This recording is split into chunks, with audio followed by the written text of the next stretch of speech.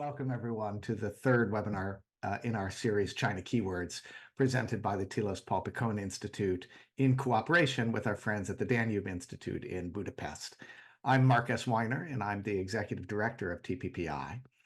Before handing things over to our host, Eric Hendriks, Fellow at the Danube Institute, I'd like to send a special thanks to those of you in the audience who made a tax-deductible financial contribution in support of our efforts today. We are an entirely independent institute, and your donation helps make what we do possible. We're always delighted to have new members and to receive input from any of you about our programs. I'd also like to note that TPPI is about to send out a call for papers for our annual conference in New York that will take place March 21st to 22nd, 2025, and it will be titled China Keywords. It's part of TPPI's 5-year China initiative. It's going to be a fascinating weekend, and I hope you'll tell your friends and colleagues and consider submitting a paper proposal. Finally, I'd like to note that China Keywords is running in parallel with another webinar series, a very active initiative sponsored by TPPI about Israel and how we should reckon with the response within higher education to October 7th. For more information and to support our efforts with a donation, please visit telosinstitute.net, and I will drop that URL into the chat. Now, I'm now going to turn off my camera, but I'll be monitoring the Q&A function and passing your questions along to our host, and I will see you all, I hope, in the after party. And now over to Eric. Thank you, Mark. So this is our third China Keywords webinar. And in this episode, we will be discussing the Greeks. Now, strangely enough, the Greeks, you think of the Greeks being in Greece, of course. But in fact, ancient Greek philosophy plays a central role in contemporary Chinese political discourse. And our guest today is Shadi Bartsch, classics professor at the University of Chicago.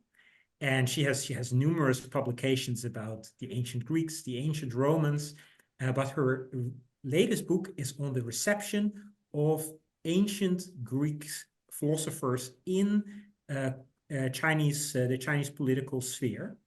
And her book is Plato Goes to China, the Greek Classics and Chinese Nationalism. And this, I would strongly recommend getting this book because it is one of those rare books that is academically solid, but also pleasurable to read. So when academics write book proposals to academic publishing houses, they always mention that it's an academic publication, but it's also for a broader audience. But in reality, that usually doesn't work out, right? It's either not really sophisticated academically, or it's not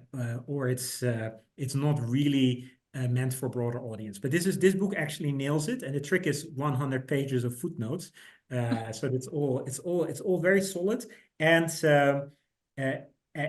exciting. I'm reading from the blurb now. This book is about the surprising story of how Greek classics are being pressed into use in contemporary China to support the regime's political agenda. As improbable as it may sound, an illuminating way to understand today's China and how it views the West is to look at the astonishing ways Chinese intellectuals are interpreting or misinterpreting the Greek classics. Welcome, Shadi. I think we're on a first-name basis because we're also on a first-name basis in our email correspondence. And may I first ask how you got to this topic? So you're a classics professor, and then at some point you decided that you were going to invest 10 years of studying Mandarin and delving into the Greeks in China. How did this work?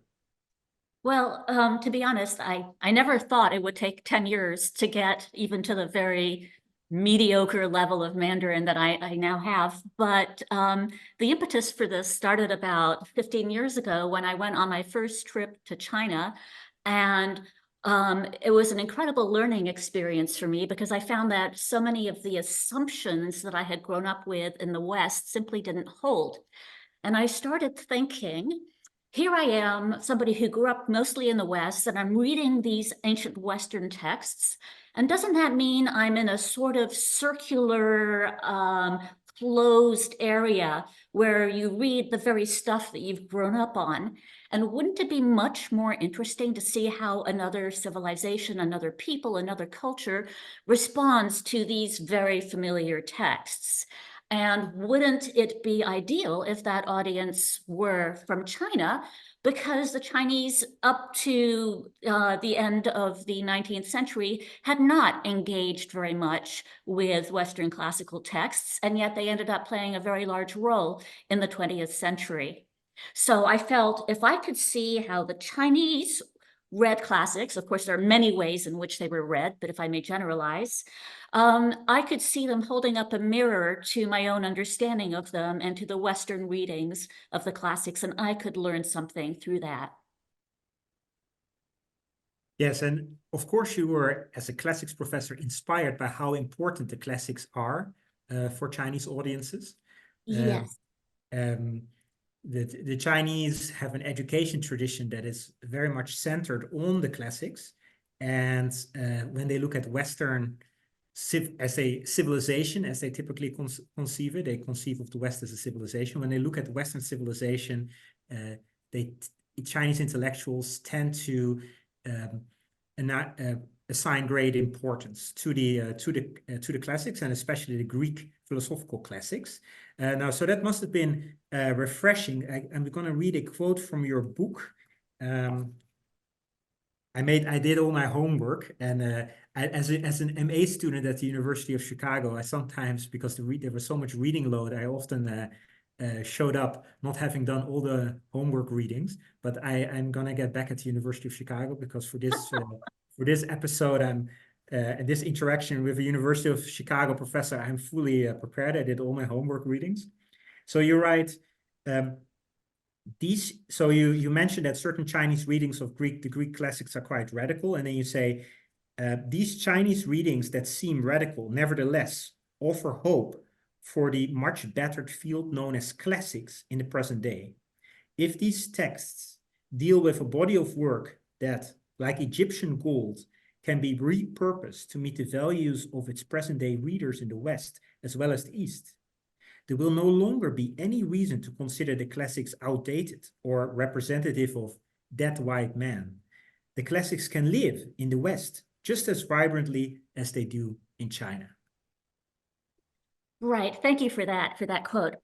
So there's a couple of things here. The first is that, as you mentioned, because the Chinese themselves have a very long well, mostly uninterrupted philosophical tradition, going back to Confucius, Taoism, Buddhism, etc., they assume that our own philosophical tradition has had equal weight in the West, which of course it has not.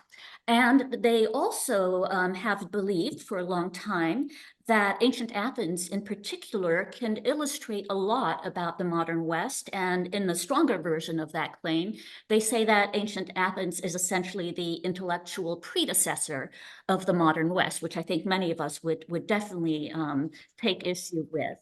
And so they, throughout the 20th century, in different ways, turned to the Western classics to see what they could learn about the West, whether it was because they wanted to emulate the West in some ways in the beginning, especially around science and technology, debate, openness of expression, or whether because they wanted to criticize the West, right? So if you see the classics as the wellspring of Western civilization, you will do those things.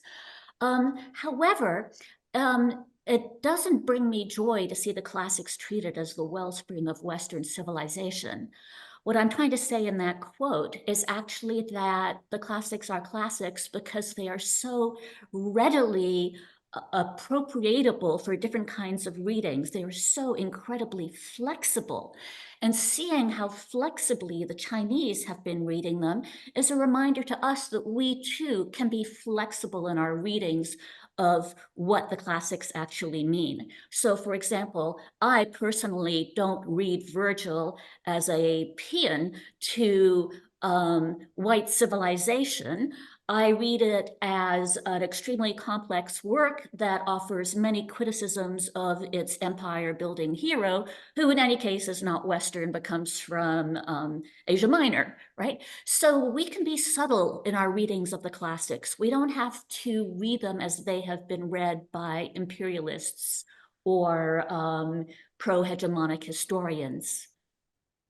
Yeah, but in that regard, the hope that the Chinese scene brings is perhaps a false hope, because as your book shows, it's especially in contemporary China that's a very strongly politicized and caricaturing readings take front stage. So yeah, so but before we go into this, you said that in the West the classics have not in fact played as important a role as in China. When you say that, you mean specifically the Greek philosophical classics, because if you would incorporate the Christian canon, then probably the classics would be as strong on the Western side as on the Eastern side. Would you agree?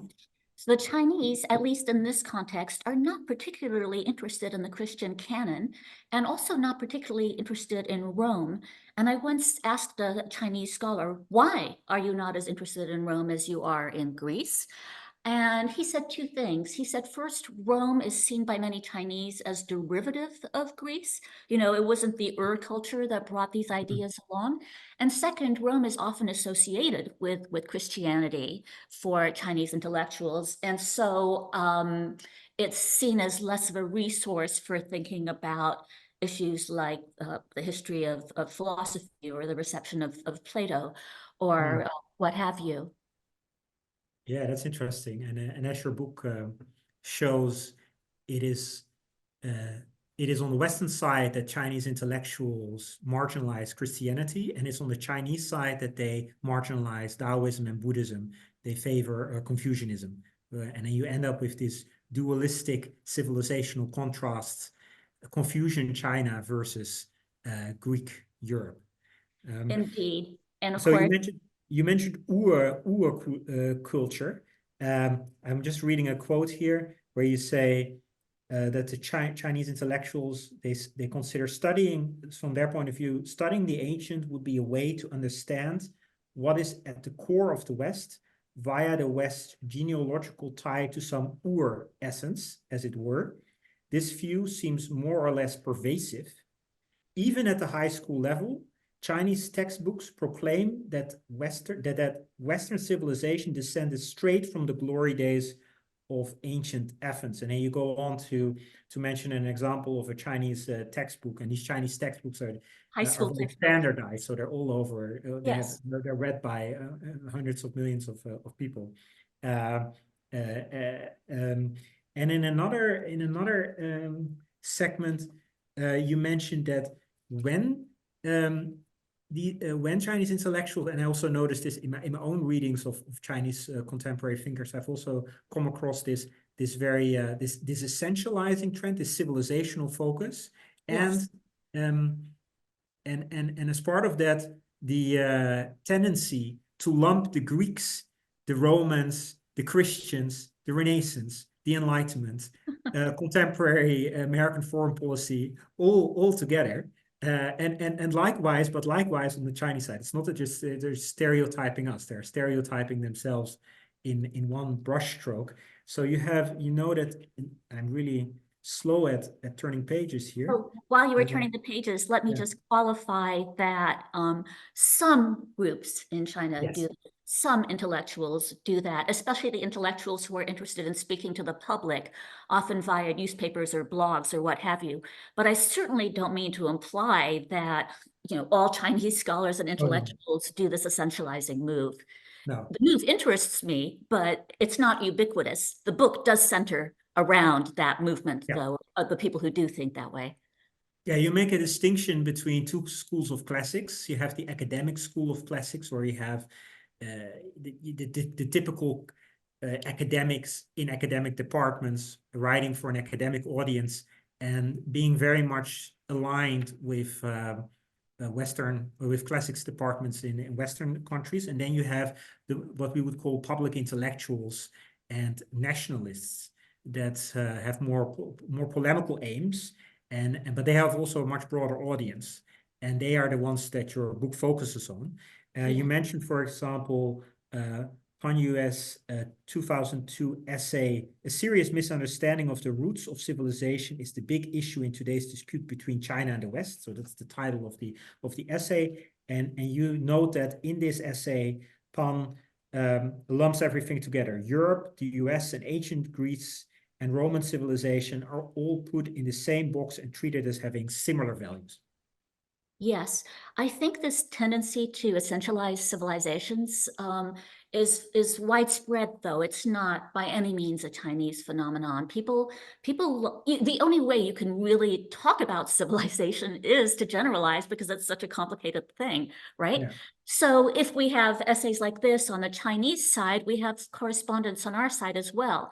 And if we have some Chinese scholars, and this claim fascinates me, some Chinese scholars saying that only countries that have roots, essentially, as citizens need the rule of law, because countries in which the citizens are inherently good, as was Mencius's argument, don't need the rule of law, right? So instead of seeing the Western rule of law as a good thing, it now becomes a brush with which to tar the West for having citizens that are fallen or inherently not good.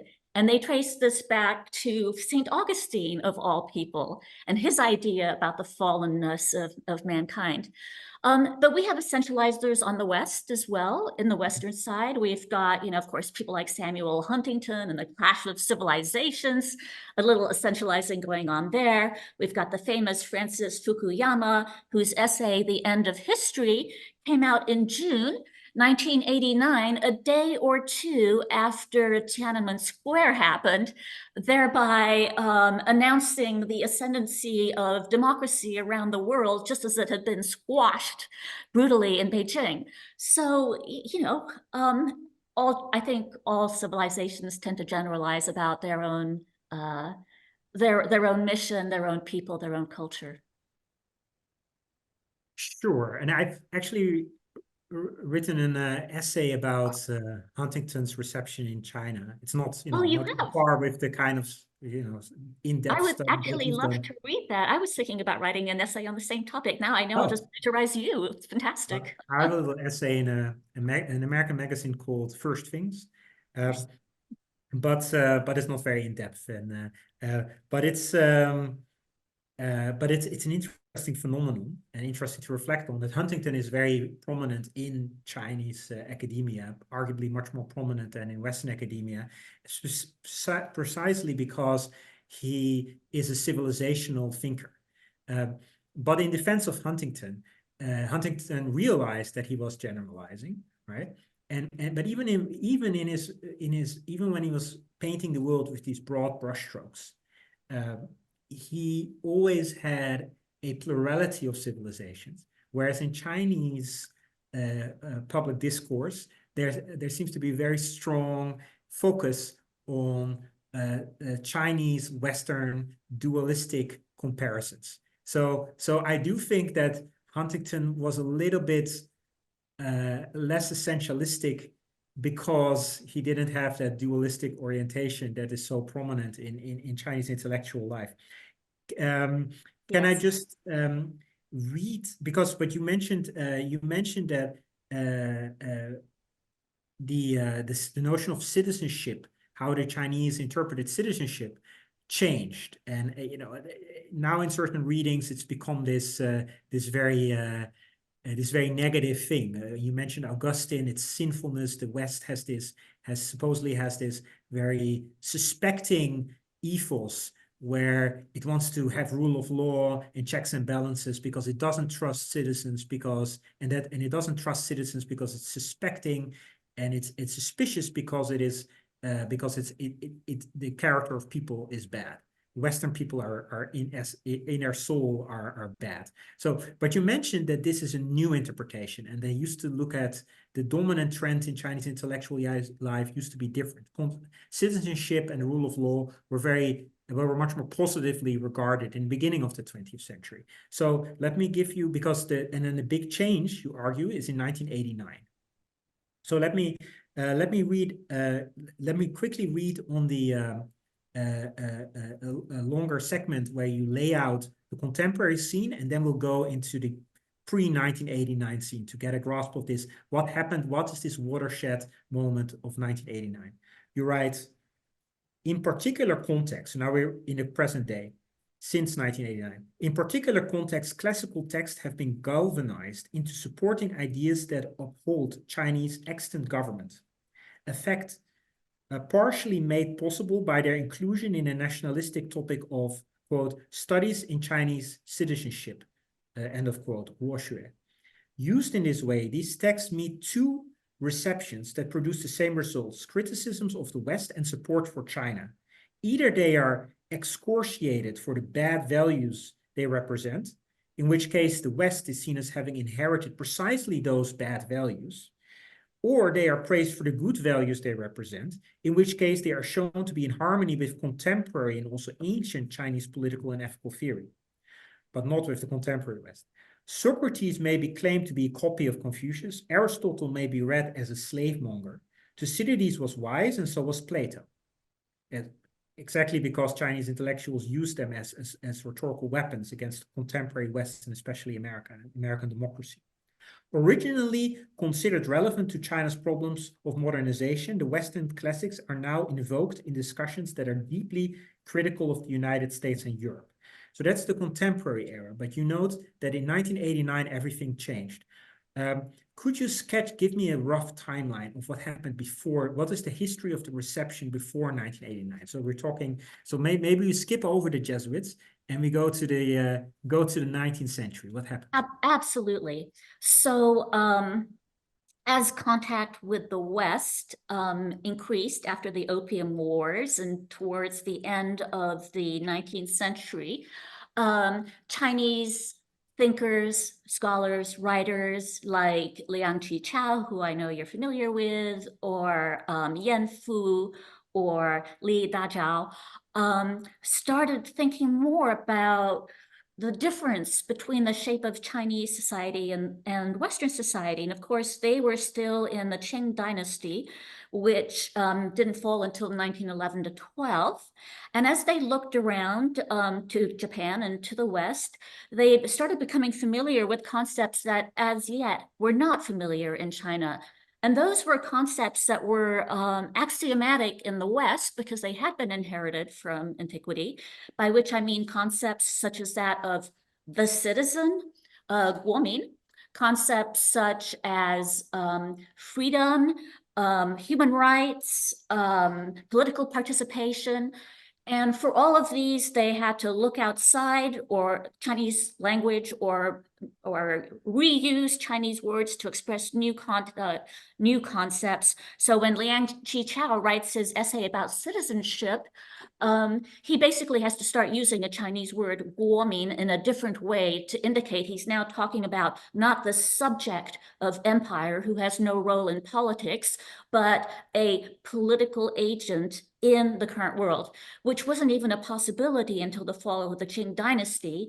And then there was a flurry of support for a lot of Western ideas, culminating, as you know, with the May 4th movement in 1919, where people called for democracy and science to be guides to contemporary Chinese society, and in which people like Liang Qichao turned to Western texts to show the necessity of things like a government of citizens, and even meddled with those Western texts to make them mean what they wanted them to mean.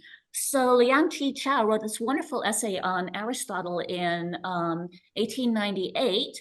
And in discussing Aristotle, he, like Yan Fu and a number of other Chinese scholars, either claim that Aristotle said democracy was the best form of government in his Politics, which he doesn't say, or they say Aristotle didn't say democracy was the best form of government, but he meant to.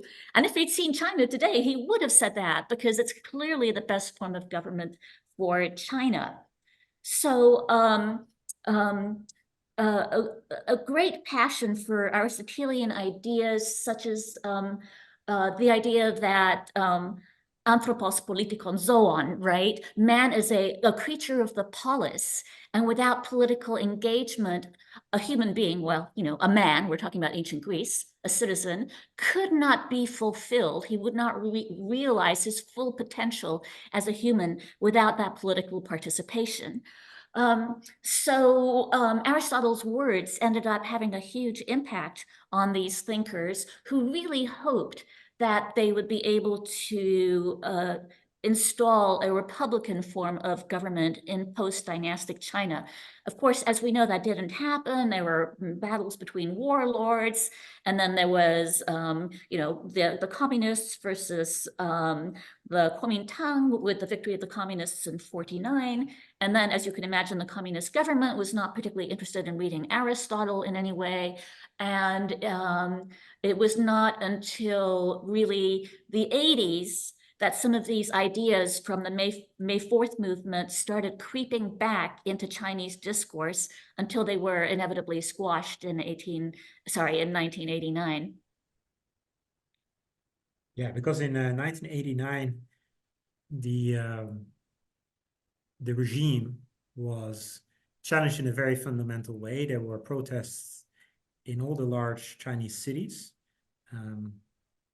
The crowd of protesters in Beijing even numbered up to 1 million, and then there was a violent repression led by Deng Xiaoping. After which the intellectual mood shifted, the power balance in the public sphere shifted, and the old China of the 80s and the May 4th movement that Liang Qichao had been part of, but that also some of the intellectuals writing in the 80s had been part of, and that positively valued Aristotle's notion of the citizen and democracy, disappeared, and it has not come back in the last 3.5 decades. So what is this world that disappeared? Let's start with let's look at the shift. Let's look at what disappeared and what emerged. So first with Plato. So we've mentioned Aristotle. Let's start with Aristotle because you've just mentioned Aristotle. So what does Liang Qichao write about Aristotle? He says in the essay that you mentioned, he writes, Greek thought was best represented by Athens, and Athenian knowledge was concentrated in the writings of Aristotle. Therefore, Master Aristotle is truly the singular representative of ancient civilization. The fact that politics could become its own discipline and develop as such to attain its soaring height today must be credited to Aristotle as well. So Liang Qichao places Aristotle on a pedestal. But I get a sense that that's not where Aristotle is located. I've read some contemporary writings on Aristotle, and that's definitely not where Aristotle is currently located. Could you give us an outline here? Absolutely. So what is true of Aristotle, namely that he was given this kind of regard, is also true of a lot of classical authors. In Aristotle's case, we see him shifting from somebody who before 1989 was generally treated as a purveyor of certain wisdoms. After 1989, he suddenly becomes a bit of a whipping boy. So first of all, his famous idea that a man is not fulfilled unless he is engaged in the life of the polis, that is reinterpreted as Aristotle clamping down on freedom of the individual, freedom of expression, psychological freedom, because he is forcing all men essentially to be slaves to the needs of the polis. And as a man, you can't sit at home with your feet propped up on the coffee table reading the latest issue of Baseball Magazine. Sorry, my little joke. You have to be out there, you know, in the agora, voting, thinking about foreign policy, serving on the jury, being shipped off on a trireme. That probably wouldn't happen to you. But so Aristotle has now taken the human being and squashed him into this tiny position of serving the state. That's one criticism. Another criticism is that, well, Aristotle notoriously comments that slavery is a natural state. And that statement is open to a lot of different interpretations, but the Chinese take it very much at face value. And they say that this wonderful democracy of ancient Athens, with its freedom of time and the time to be political, was built upon the back-breaking labor of the slaves that they brought in from the outside, which is largely true. And finally, they take umbrage with the fact that that Aristotle describes non-Greeks as barbarians, which they think really shows how narrow and limited his thought is, which is pretty funny because the Chinese have a long tradition of describing non-Chinese as barbarians. And Aristotle simply becomes the creature of a moment, you know, a man in ancient Greece with certain ideas that were flawed and that are by no means scalable to contemporary China. So there goes Aristotle, again, in this discourse of nationalism. Yeah, in his contemporary nationalist discourses on Aristotle, Aristotle is, quote from your book, an inconsistent, localizing racist. And it may sound hyperbolic, but I've actually come across exactly this reading of Aristotle, where he is seen as the racist, chauvinistic Greek that excludes barbarians, and this exclusion of the barbarians and this denigration of the barbarians to a lower existence is seen as reflective of the essence of Western civilization. And for instance, there's a book published. So your book is published in I believe it was end of last year, 2023, at Princeton University Press. Early this year, Princeton University Press published a book by Shang Shu-Chun. She's a professor at she's an assistant professor at Peking University, and her book is titled Chinese Cosmopolitanism, and it puts forward exactly this reading of Aristotle as the racist essence of Western civilization. And you know, it's not wrong, right? Is it not wrong? There are different rhetorical positions one can come from, right? And yeah, of course, Aristotle was racist. He was an ancient Greek. The ancient Greeks were racist. All ancient civilizations were racist, right? Of course, his vision was limited temporally and spatially to Athens and Macedonia. The question is, you know, which Aristotle is good to think with for which group, right? And I think that's basically what it boils down to. Of course, such readings are highly countercultural in the West because we too have our histories of reception. And this is part of the reason I wanted to read the Chinese writing about the classics, because I wanted to be nudged out of my comfort zone and to rethink assumptions I'd make.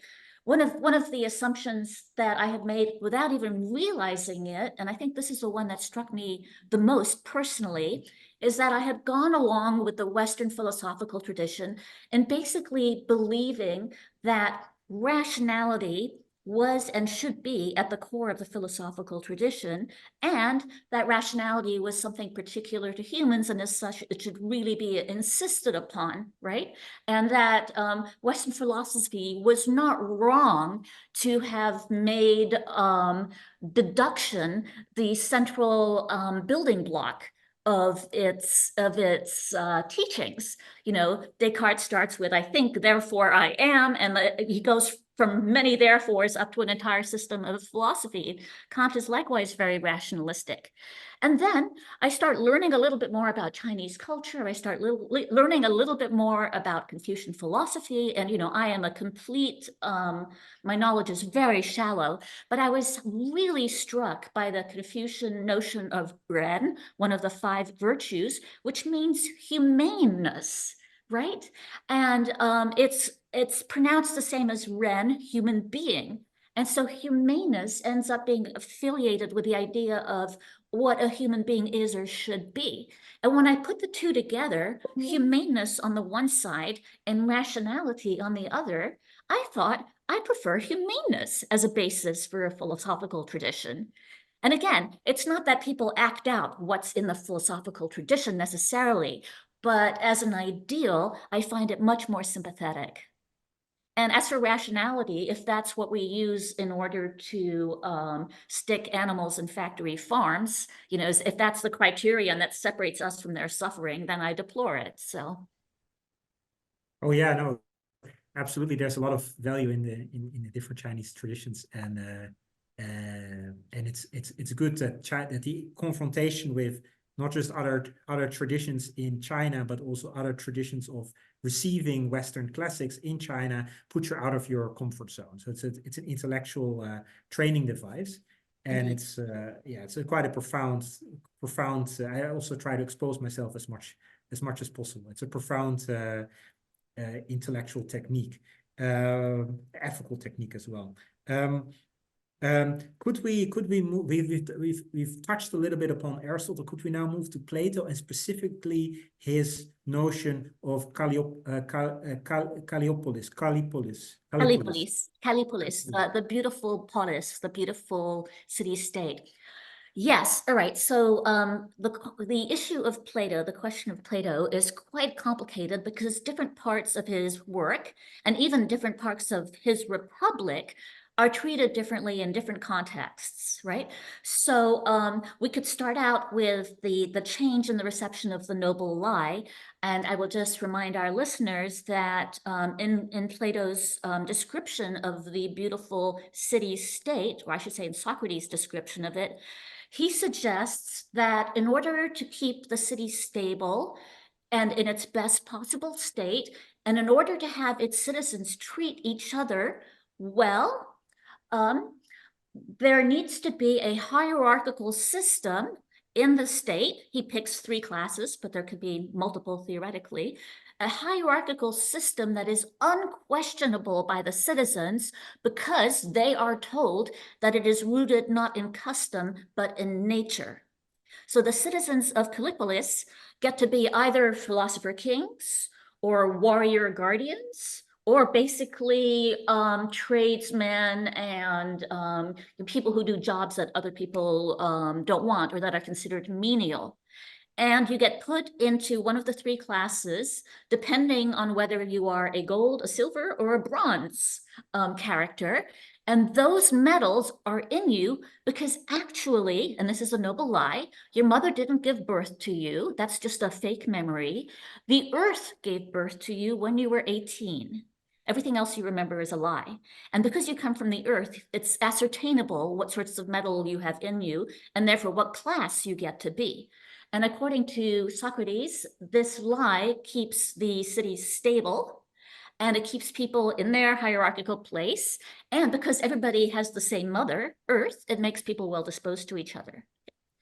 Now, all sorts of Westerners and also many, many Chinese readers before 1989 found this rather problematic, to say the least. It has tinges of eugenics in it. Movement between the hierarchies is very limited. It sounds like a totalitarian society. Some people try to explain it away by saying, oh, it's like just a silly national myth. Others say, oh my God, it's pernicious. You know, Karl Popper was absolutely horrified by the noble lie. And a really brilliant reading by my colleague here at Chicago, whose last name I'm having a very senile moment on, Dimi Kasimis, excuse me, suggests that actually the noble lie is meant to make the Athenians think about their own noble lies. For example, the idea that all Athenians must share the same blood to be Athenians, which was a rule just passed by Pericles, that to be Athenian, you need an Athenian mother and an Athenian father. So it's a democracy based on blood, which is a very strange thing. And Dimi argues that people are supposed to wake up and think about these false ideological assumptions. And she may well be right. But be that as it may, after 1989, there have emerged a lot of articles saying on the Chinese side, Plato was completely right. Of course, right? The attitude is duh, because the argument goes that human beings don't all have the same abilities. Even in children, when they are playing, natural leaders emerge, right? So a society should be society which allows natural leaders to emerge or selects them from birth when they have the right characteristics.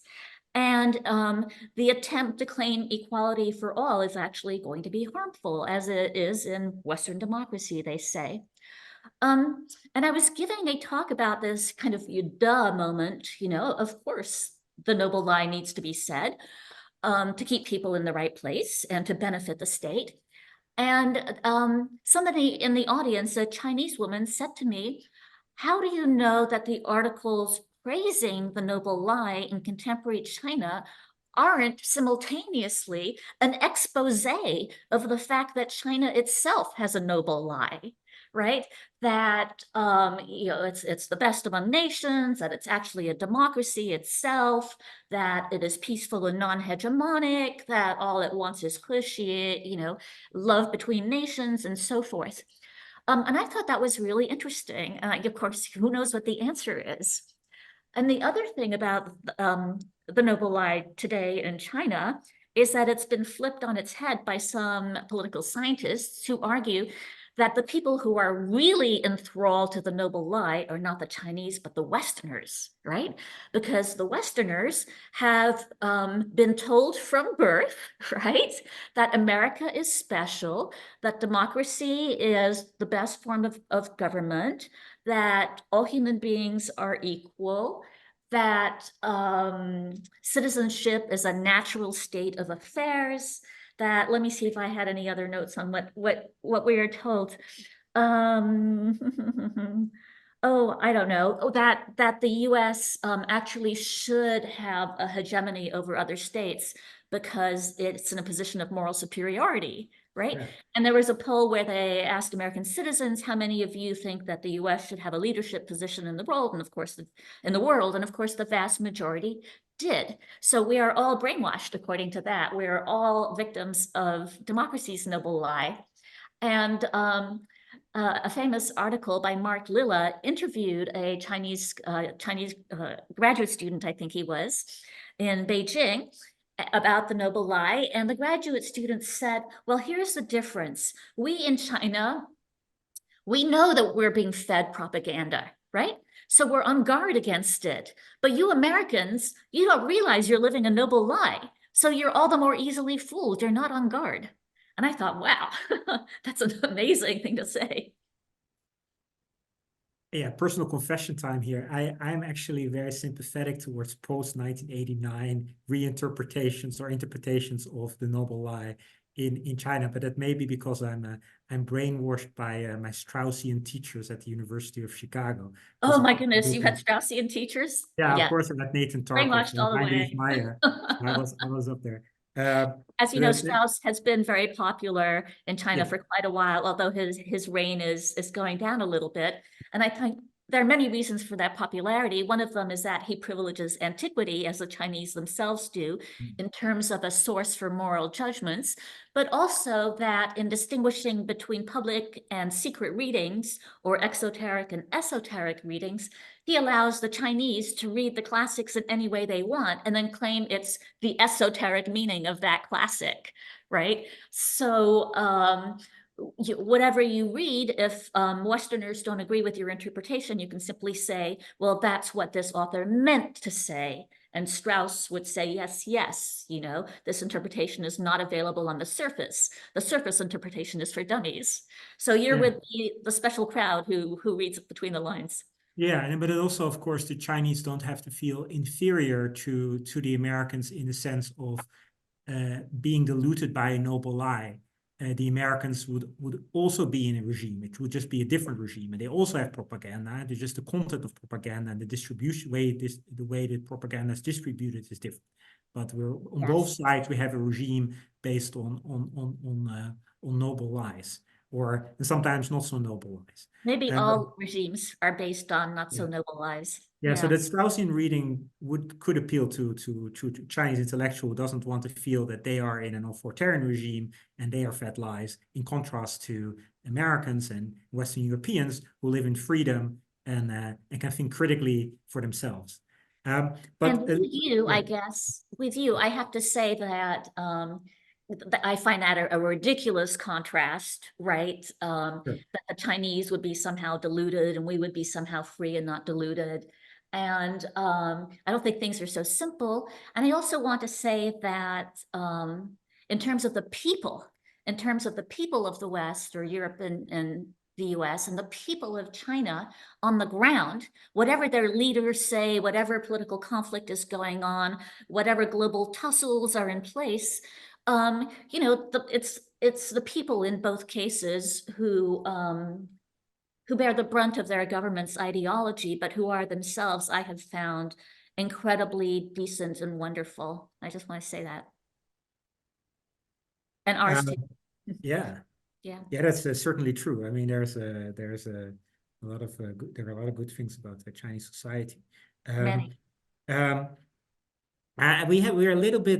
like running a little bit out of time, so I'm going to skip to my final question, and we go from this, and it's a good bridge. You mentioned the Chinese are all very kind. If you visit China, you get treated very well. But isn't there also something very ominous about the contemporary Chinese intellectual life, the way these essentialistic West-East dualisms are set up, with China representing harmony, Confucian harmony, and the West representing racism, exploitation, domineeringness, hegemony, colonialism, the Roman spirit of conquest. So I've seen it all come by, and these dualistic contrasts have a long tradition. They stand in a Pan-Asian tradition. Sun Yat-sen, the founding father of the modern China, had contrasted Wang Dao and Ba Dao, the kingly way, the way of humane authority, and this is actually the subject of our previous episode with Yan Shuitong, and it's contrasted with Ba Dao. So go back to, if you're listening to this and you don't know what this is about, go back to the previous episode on Wang Dao. Now, this contrast, if you take this, it seems especially in recent years, this is really escalated. So it's cute and it's interesting that the classics are so admired in China and that they're interested in Greek classics, and it's very thrilling to read about. But isn't it very ominous? Because can it not be, let's say, so Zhang Shigong, for example, legal professor at Peking University, he says that he applies this dualistic notion to the Taiwan issue and says, well, China represents harmony and America represents hegemony. So, this is kind of suggestive there, maybe we need to push the Americans out of and their puppet state out of Taiwan, and then the world will be in harmony. So sometimes I think, sometimes when you read these contemporary Chinese thinkers, I'm thinking, am I reading the propaganda of a coming war? Do I hear the war drums coming up in the distance? Is this not very ominous? I really hope that's not the case. I mean, there are intelligent parties on both sides. And what I'd like to think is that, the Chinese used to believe they were the Middle Kingdom, that they represented the acme of culture, intelligence, military strength, everything. And then they had several very bad centuries. And I think a lot of what's going on is an attempt to restore to the Chinese people a sense of the dignity of their culture, the value of their culture, their ability to contribute on the world stage. Maybe I am naive. I mean, a war between China and the US would simply destroy the entire planet. I mean, it would be a death wish.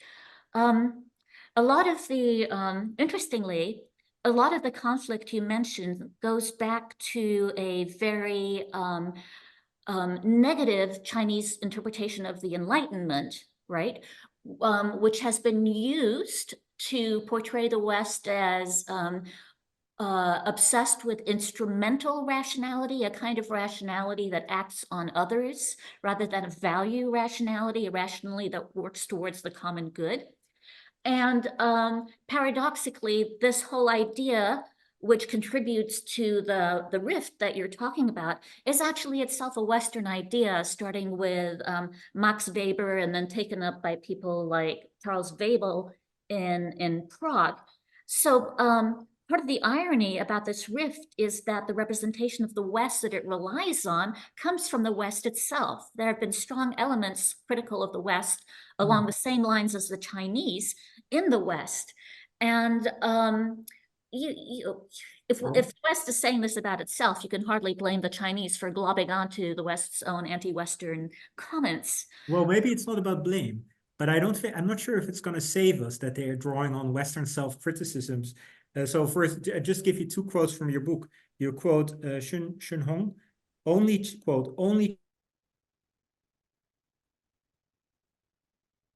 Chinese civilization can save China. Here we read another quote. Perhaps surprising post-Tiananmen Square development, so post-1989 development, around Western antiquity is the wholesale rejection of Western civilization by scholars who argue that the West's ancient civilizations were built mostly or even entirely on the discoveries as well as the sufferings of others. So I do worry when I see such strong anti-Western polemics take such a prominent role in Chinese intellectual life. Well, it's a way to become prominent, right? It's a way to have the CCP look on your work benignly. It's a way to gather a modicum of fame. I don't see it leading to a World War III necessarily, any more than Western cliches about China should. I guess what I really believe is if the two countries would take a little bit more time to learn about the cultural background of their own moral imperatives, they would both benefit. So if the US could understand a little bit more about why, how Chinese politics can come out of a view that is more interested in the good of the community rather than the individual. And if the Chinese, on the other hand, could understand more about where the West is coming from and how it is the inheritor of a past that makes it think a certain way, then there'd be some chance for conversation, really meaningful conversation, right? Rather than the throwing around of cliches or the binarization of political stances or, Socrates representing argumentative behavior and Confucius kind of saying, harmony for all, we need to throw away our cliches and our shallow stories, and we need to investigate complexity, history, context, and the ways in which we ourselves as citizens, we're not necessarily free agents because we have absorbed so much in our education that convinces us that one point of view is truer than another. And there have been atrocities in history on every side. If Christianity is so wonderful, then yes, let's have the Crusades and kill the Muslim inhabitants of Jerusalem. It's we can only hope that the world gets a little bit more humane and a little bit more aware of our own foibles, I think, before we march off with our brandishing our swords and shouting, democracy, not Xi Jinping or whatever. Yeah, wow, that's a very high note to end on. And last episode, last session, the last webinar, we had Yan Shuetong on, and he had to run off to another event, so we couldn't have a Q&A. But I'm so glad that now we have time for a Q&A. And after the Q&A, we'll also have a what do we call an after party, where everyone who's been in the audience behind their laptops can jump in, and we have a little informal gathering. But let's start with the Q&A, and I'm so excited that we can do a Q&A now. because I felt a little bit sad after the last webinar. This is from Chloe Starr, Professor Chloe Starr. This is fascinating, thanks. You have talked about nationalism and rationality and various key elements in Chinese readings of the past. But one thing you haven't touched on is language. Is the conceit that classical Chinese is easily understandable by modern Mandarin speakers part of the difference, given that most Westerners don't read Greek or Latin? Yes, that's a brilliant observation, and I think it's absolutely true. So part of the Chinese sense of an unbroken tradition, which of course itself is a myth, because the dynasties were at each other's throats, and then Mao comes in and has Confucius's grave digged up and the bones flung around, you know. But part of the Chinese idea that there is this relationship with the past is based, I believe, on the accessibility of the Confucian classics and the other classics to contemporary Chinese readers. Whereas, as Chloe mentions, Greek and Roman are not languages that most Western politicians learn. Xi Jinping, you know, has not only quotes Confucius liberally in his talks, but has even published books with his own quotations of Confucius, right? To Chloe's point. Whereas it's very hard to imagine either Joe Biden or Donald Trump publishing, you know, Trump's quotations of Aristotle or what have you. I mean, that's hard to imagine, but I can imagine a Republican politician in, let's say, the 1980s extensively quoting the Bible, and then at some point releasing in booklets the favorite quotes of, well, I read the favorite jokes by Ronald Reagan, but I'm not sure if there's a favorite. But you can imagine maybe Bush Sr. Having such a booklet. So it used to be a little bit more similar. Just maybe there's something more recent happened in the West. Also, towards the audience, feel free to ask questions, because right now we have only the big shots, professors leaning in there in the chat. But you know, this is like just throw your questions in there. Don't be shy. But Shadi, what would you say? Is this not a more very recent development actually in Western history that the classics are so marginalized? Yes, it is a fairly recent development. I mean, from the Renaissance onwards, they played a very large role in education. Of course, that education was only for the few, right? But I think it's safe to say that until the end of the last century, the way to become a leading politician in the UK was to make sure you had a good classics education. So it was a route to power for many. And it's now certainly not a route to power, as I can attest here. Well, I got very excited that Boris Johnson, the previous British Prime Minister, was a Greek classicist. But it then, doesn't have helped him that much as a politician, right? Yeah, I heard that he's lost his popularity in British politics and is no longer in power. I was also rooting for him because we have roughly the same hairstyle. You know, always the messy hair. I always felt empowered when I saw him. I met him and I pumped his hand enthusiastically and I said, "I'm a classics professor," and he basically rolled his eyes. So I'm not sure how much his own classics passed. Oh, you had your own little interaction with. I did, yes. And he rolled his eyes. Well, he was less impressed than I had hoped for. Oh. Well, you should have like insulted him back. Maybe then. No.